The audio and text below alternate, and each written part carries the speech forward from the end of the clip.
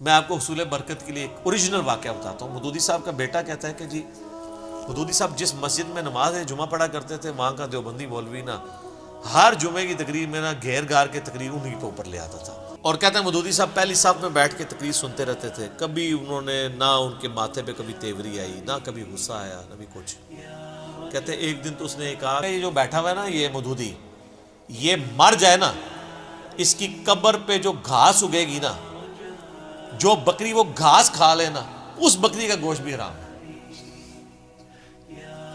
वो कहता है जी मैं तो गुस्से से उठा, मैं वापस आया, मैंने कहा जी अम्मा जी मैंने अब इस मस्जिद में जुमा नहीं पढ़ना। ज़ाहिर है बेटा तो बेटा होता है, कौन सुनता है। तो कहते मदूदी साहब आए तो ठंडे हो, कहते बेटा क्या हो गया, इससे क्या फ़र्क पड़ जाएगा, कुछ भी नहीं होगा। कहते हैं वो इतने बर्फ़ के बने हुए। तो सर आज उस मौलवी का नाम मुझे भी नहीं पता,